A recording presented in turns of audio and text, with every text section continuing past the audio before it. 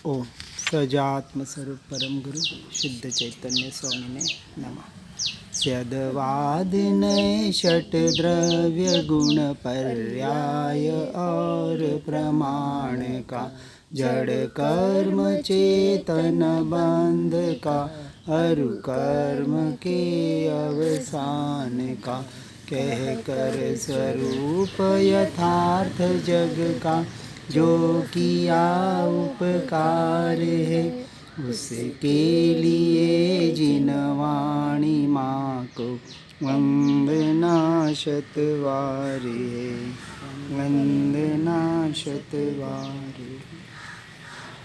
श्री प्रवचन सार जी गीय तत्व प्रज्ञापन में कल हमने देखा गाथा 160 में कि न मैं देह हूँ, न मन हूँ और न वाणी हूँ, न उसका कारण हूँ, न करता हूँ, न कराने वाला हूँ, न उसका अनुमोदक हूँ।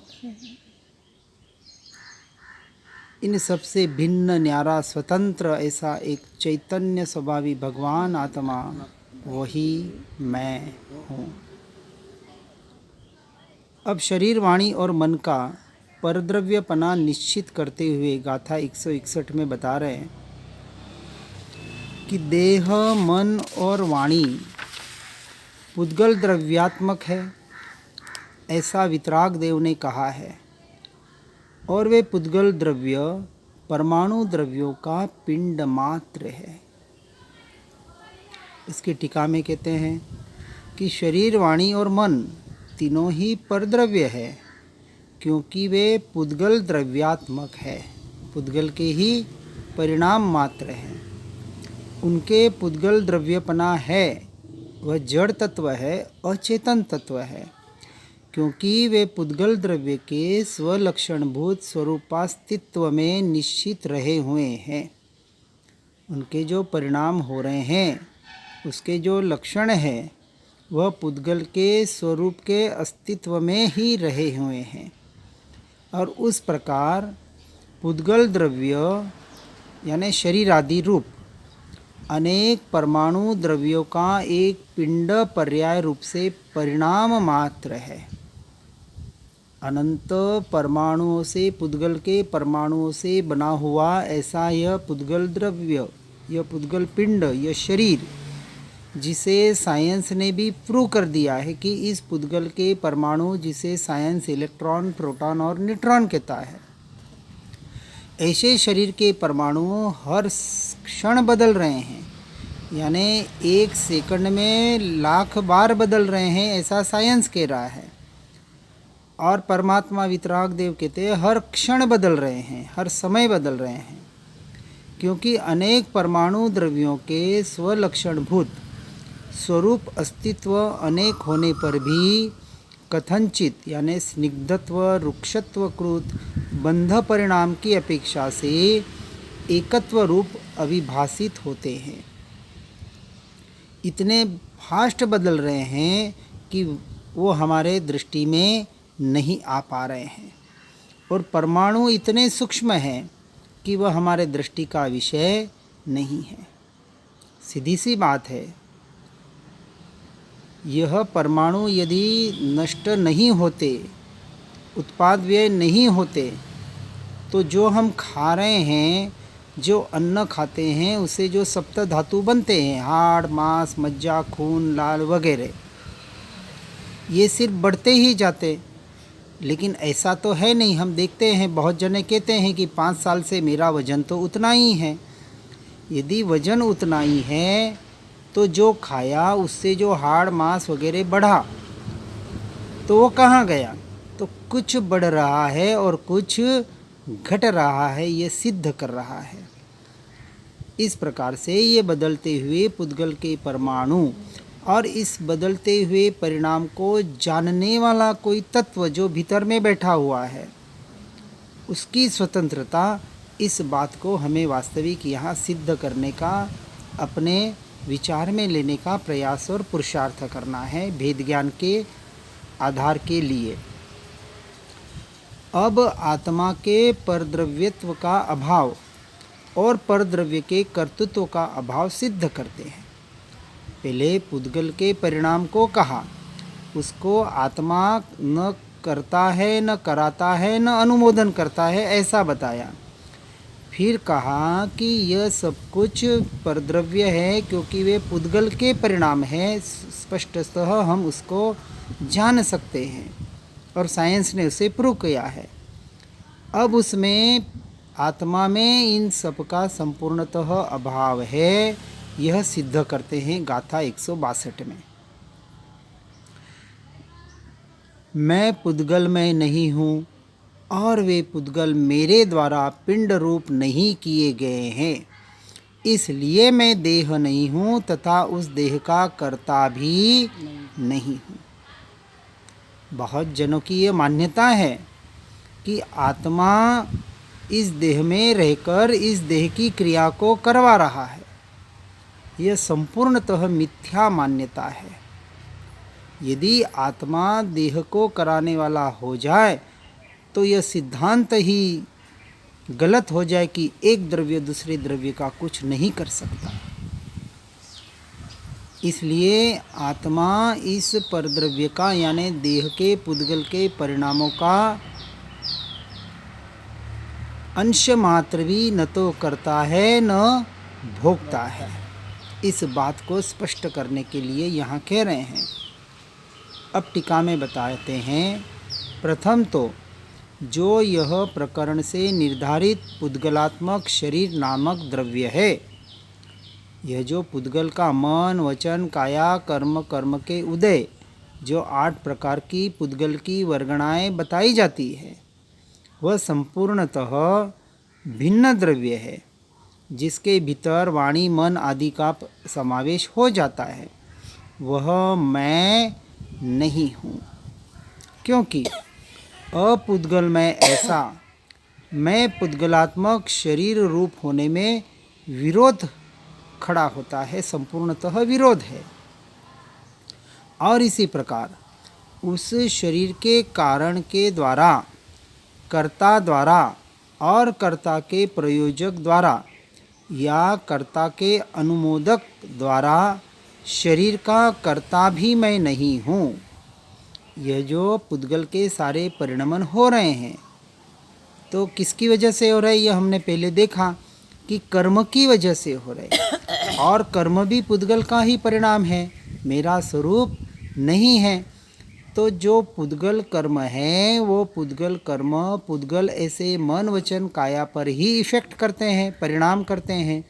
ये संपूर्ण क्रिया है, सारे ये कर्म की धारा जो संपूर्णतः भिन्न अपने से अपने में परिणमित हो रही है, तो परिणमित हो रही है और उस परिणाम का मैं अंश मात्र भी करता नहीं हूँ, भोगता नहीं हूँ, क्योंकि वह मैं नहीं हूँ और मेरे नहीं है। क्योंकि स्वतंत्र द्रव्य है और द्रव्य स्वतंत्र है, पर वस्तु है, तो मैं और मेरी कैसे हो सकती है? इसका हमें बिल्कुल अपने अंतस्तत्व से संपूर्णतः स्वीकार करना पड़ेगा, निर्णय करना पड़ेगा, निश्चय करना पड़ेगा और यथार्थ श्रद्धान करना पड़ेगा। यही सम्यक दर्शन का विषय है। जब वो मैं नहीं, मेरे नहीं, मैं उसका कर्ता भोक्ता नहीं, तो क्यों न मैं अपने स्वद्रव्य और स्वभाव का कर्ता भोक्ता बनूं, उसमें मैं मेरापना करूं। यही बात यहाँ बताने का प्रयास कर रहे हैं। जब मैं परद्रव्य परभावों का कर्ता भोक्ता नहीं, क्योंकि मैं आत्मा अनेक परमाणु द्रव्यों के एक पिंड पर्याय रूप परिणाम का अकर्ता। ये जो परद्रव्य का जो परमाणुओं का पिंड, ऐसा जो शरीर, ऐसे शरीर के पर्याय रूप परिणाम का मैं संपूर्णतः अकर्ता हूँ और मैं अनेक परमाणु द्रव्यों के एक पिंड पर्याय रूप परिणामात्मक शरीर का कर्ता रूप होने में भी मेरा सर्वथा विरोध है। जब मैं उस एक पिंड का भी अकर्ता हूँ तो ऐसे परमाणु द्रव्य के एक पिंड के पर्याय रूप जो परिणामात्मक परिणमन हो रहे हैं, यानी शरीर अनेक परमाणु द्रव्यों का एक पिंड पर्याय रूप परिणाम मात्र है और कुछ भी नहीं है, तो उसमें उस शरीर का कर्तारूप होने में मेरा सर्वथा विरोध है, मैं कर ही नहीं सकता। लेकिन अनादि से मिथ्यात्व की वजह से, अज्ञान दशा की वजह से, यथार्थ श्रद्धान न होने की वजह से, यानी मिथ्या श्रद्धान की वजह से मैंने इसमें एकत्व ममत्व करके उसका कर्ताबोध का मानकर मैं इस संसार का परिभ्रमण कर रहा हूँ, मैं अपने कर्मों का बंद बनने का निमित्त बन रहा हूँ। इसलिए जब तक इस तथ्य को, इस सत्य को यथार्थ स्वीकार नहीं किया जाएगा कि ये परद्रव्य है और इसके निमित्त से होने वाले भाव भी परभाव है, मैं नहीं और मेरे नहीं, मैं इनसे संपूर्णतः भिन्न हूँ, न्यारा हूँ, स्वतंत्र एक द्रव्य हूँ, इसका पहले नास्तिक की अपेक्षा से निर्णय करने के लिए ये बात बताई। अब इस संदेह को दूर करते हैं कि परमाणु द्रव्यों को पिंड पर्याय रूप परिणमित कैसे होती है। ये कहा कि परमाणु द्रव्य यह पिंड पर्याय रूप परिणमित कैसे होती है, तो पुद्गल के परिणाम बताने का प्रयास कर रहे हैं। गाथा 163 में बता रहे हैं कि परमाणु जो कि अप्रदेश है, प्रदेश मात्र है और स्वयं अशब्द है, वह स्निग्ध अथवा रुक्ष होता हुआ द्विप्रदेशादीपने का अनुभव करता है। अब परमाणु का परिणमन कैसे हो रहा है, इस बात को यहाँ स्पष्ट कर रहे हैं। अब इसको हमें सिर्फ समझकर स्वीकार करना है, उसके इफ बट नॉट में क्यों में जाएंगे, उसकी गहराई में जाने का प्रयास करेंगे तो कहीं ना कहीं हम उलझ जाएंगे। हमें उलझना नहीं, सुलझना है। तो सुलझने के लिए जैसा कहा जा रहा है वैसा यदि यथार्थ स्वीकार हो जाए तो उलझने का काम ही नहीं है, और यथार्थ स्वीकार नहीं हो और प्रश्न पे प्रश्न मात्र किए जाएं तो कहीं ना कहीं हम उलझ जाएंगे। अब टीका में कह रहे हैं, वास्तव में परमाणु द्वि आदि यानी 2-3 आदि प्रदेशों के अभाव के कारण अप्रदेश है, एक प्रदेश के सद्भाव के कारण प्रदेश मात्र है, और स्वयं अनेक परमाणु द्रव्यात्मक शब्द पर्याय की व्यक्ति का यानी प्रगटता का असंभव होने से अशब्द है। अब ये पुद्गल के परमाणु, जिसे साइंस ने भी कहा कि अब विचार करें कि साइंस कह रहा है कि 1 सेकंड में लाखों बार बदल रहे हैं, और हमारे वितराग परमात्मा कह रहे हैं कि हर समय बदल रहे हैं। तो वो समय वो बदलते हुए हमें दृष्टि में तो नहीं आ रहे हैं, तो दृष्टि में नहीं आ रहे तो शब्दों में भी कैसे कहे जा सके, सिर्फ उसे स्वीकार करना पड़ेगा। वह परमाणु अविरोध पूर्वक 4 यानी 4 इंद्रिया, स्पर्श इंद्रिया आदि, 5 रस, 2 गंध और 5 वर्णों के सद्भाव के कारण स्निग्ध अथवा रुक्ष होता हुआ, यानी बहुत जो कहते हैं कि 5 इंद्रियों के जो 23 विषय हैं, अपेक्षा से समझना, कहीं कहीं भेद आता है, अपने को भेदों में नहीं जाना है, चाहे 23 हो, 25 हो, 20 हो, जो भी हो, इंद्रियों के जो विषय है उन विषयों के सद्भाव के कारण स्निग्ध अथवा रुक्ष होता है, और इसलिए उसे पिंड पर्याय परिणति रूप द्विप्रदेशादीपने की अनुभूति होती है। ये जो अनुभूति हो रही है, 5 इंद्रियों के जो ये विषयों का परिणमन हो रहा है, इसका तो हमें अनुभव हो रहा है, बिल्कुल प्रत्यक्ष है। जैसे स्वाद, कड़वा, मीठा, फीका, तीखा, ये स्वाद का हम अनुभव कर पा रहे हैं, और ये निरंतर बदलता रह रहा है। तो इस प्रकार से एक परमाणु की दूसरे एक परमाणु के साथ पिंडरूप परिणति द्विप्रदेशी पने की अनुभूति हुई, वह हो रही है, और एक परमाणु की अन्य 2 परमाणु के साथ पिंडरूप परिणति त्रिप्रदेशी पने का अनुभव होता है।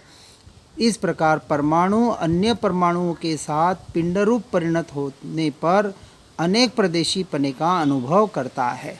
यानी पुद्गल का परिणमन जो हो रहा है, इस पुद्गल के परिणामों का जो जीव अनुभव कर रहा है, ये फीका है, कड़वा है, तीखा है, 5 इंद्रियों के परिणाम भी बहुत बार एक साथ, हम जैसे कहते हैं ना कि 5 इंद्रिय एक साथ काम कर रही है।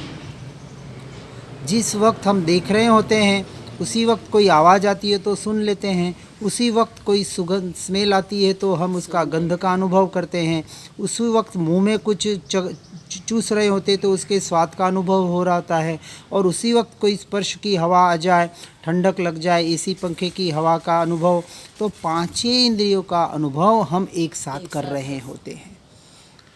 और उसी वक्त कुछ जैसे नोट गिनने में लगे हुए हो तो हमारे मन को नोट में गिनने में भी लगाते हैं।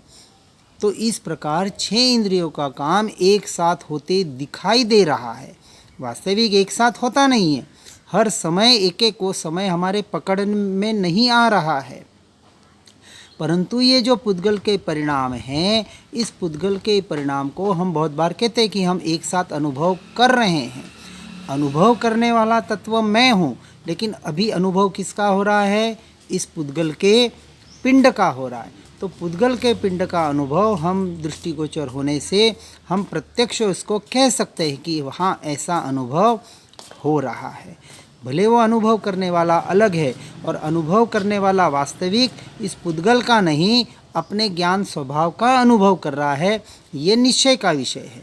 लेकिन व्यवहार की अपेक्षा से जो यहाँ कहा गया कि यह स्निग्ध रुक्षपना, यह पिंडपने का जो कारण है और इसका जो अनुभव आ रहा है, यह प्रत्यक्ष अनुभव से हम इस बात को स्वीकार तो कर ही सकते हैं। अब यह बतलाते हैं कि परमाणु के यह स्निग्ध और रुक्षत्व किस प्रकार का होता है। तो गाथा 164 में कह रहे हैं कि परमाणु के परिणमन के कारण एक से यानी एक अविभाग प्रतिच्छेद से लेकर एक एक बढ़ते हुए जब तक अनंतपने को यानी अनंत अविभागी प्रतिच्छेदपने को प्राप्त हो, तब तक स्निग्धत्व अथवा रुक्षत्व होता है, ऐसा जिनेंद्र देव ने कहा है। अब बहुत से विषय हमारे अनुभूति के नहीं होते हैं, क्योंकि अनंत और असंख्य अभी हमारे अनुभूति का विषय नहीं बन पाएगा। तो जैसा है वैसा मात्र हमें स्वीकार करना है। जैसे कहा कि आत्मा यानी काल छोड़कर जो 5 द्रव्य है वो असंख्य प्रदेशी है। तो असंख्य प्रदेश या अनंत गुणात्मक है।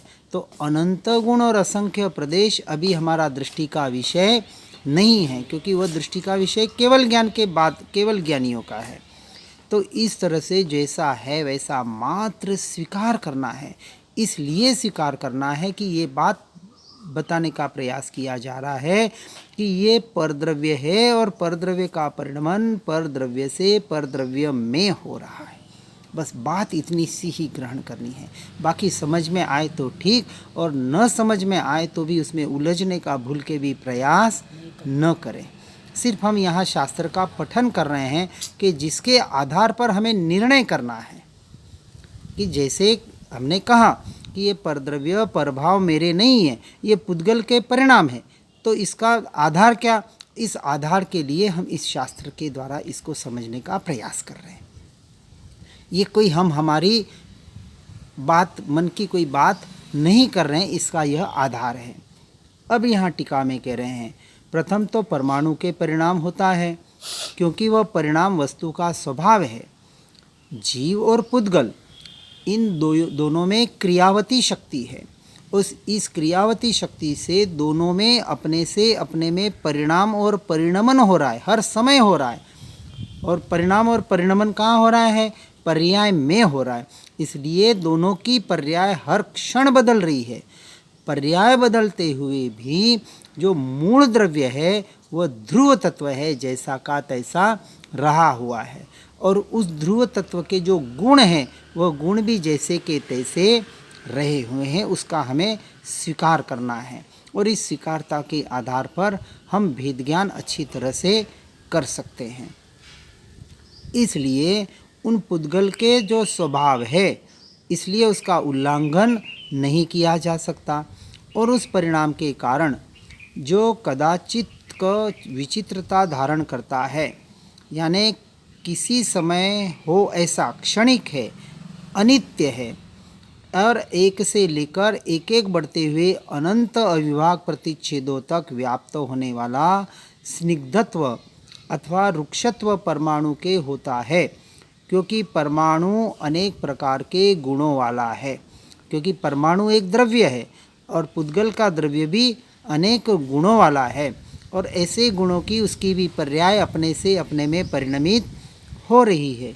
इस प्रकार से अनेक प्रकारकता, विविधता, अनेक रूपता, यानी चिकनापना, रूखापना, इसके परिणाम के कारण जो तारतम्यता होती है, जो बदलाव हो रहे हैं, इस बदलाव को हम बहुत बार प्रत्यक्ष उसका अनुभव भी करते हैं।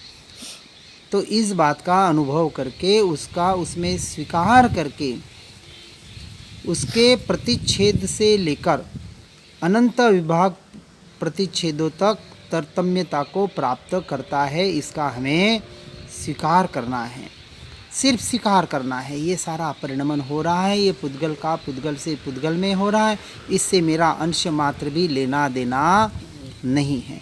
यदि लेना देना बना देंगे तो हम या तो जीव पुद्गल रूप हो जाएगा या पुद्गल जीव रूप हो जाएगा, और ऐसा तीनों काल में कभी हुआ नहीं, हो सकता नहीं। जीव यदि पुद्गलमय हो जाता तो पुद्गल का नाश होते ही जीव का नाश हो जाता, तो न तो जीव का नाश होता है न पुद्गल का नाश होता है। दोनों अपने से अपने में परिणमित होते हैं। इस सृष्टि में न एक जीव बढ़ता है न एक जीव घटता है। उसी तरह परमाणु जो पुद्गल के हैं, न एक परमाणु घटता है न एक परमाणु बढ़ता है। इसलिए जब इस शरीर की मृत्यु होती है, जिसको व्यवहार मृत्यु कहता है, वास्तविक कोई मृत्यु नहीं है, सिर्फ इस पंचभूत का परिणमन होकर पंचभूत में विलीन हो जाता है और जीव एक गति से दूसरे गति को प्राप्त होता है। तो दोनों का परिवर्तन होता है, कोई भी वस्तु नष्ट नहीं होती। इस बात को हमें गहराई से भीतर में उतारना है और ऐसे परद्रव्य के परिणाम को स्वीकार कर कर अपने स्वरूप और स्वभाव में आने का निरंतर प्रयास और पुरुषार्थ करना है। यही सब एकमात्र यह समझने का, सुनने का सार है। समझने का जरूर प्रयास करें, और नहीं समझ में आए तो इतना जरूर समझे कि ये परद्रव्य के निमित्त, परद्रव्य तो मैं नहीं, मेरे नहीं, और इसका मैं कर्ता भोक्ता भी नहीं।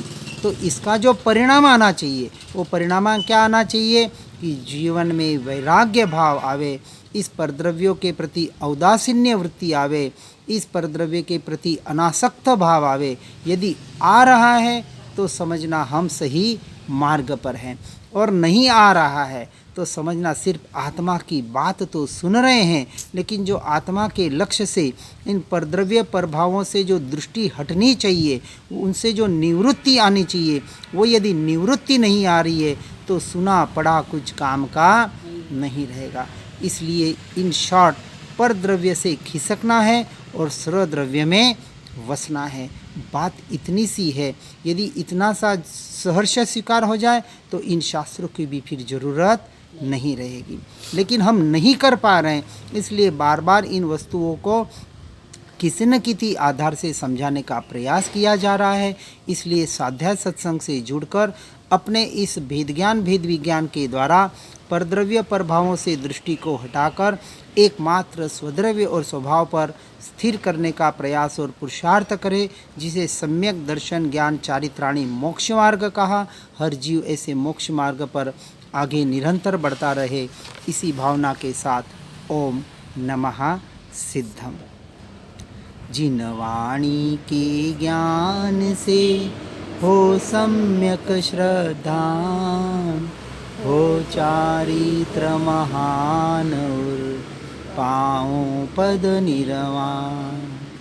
आत्म ही है देव हमारे, आत्म ही सदगुरु भाई, आत्मशास्त्र है धर्म आत्म ही, तीर्थ आत्म ही सुखदाई। आत्म मन नहीं है रत्नत्रय, पुरित अवगाहन सुखधाम।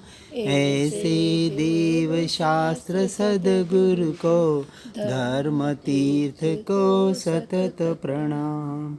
धर्म तीर्थ को सतत प्रणाम।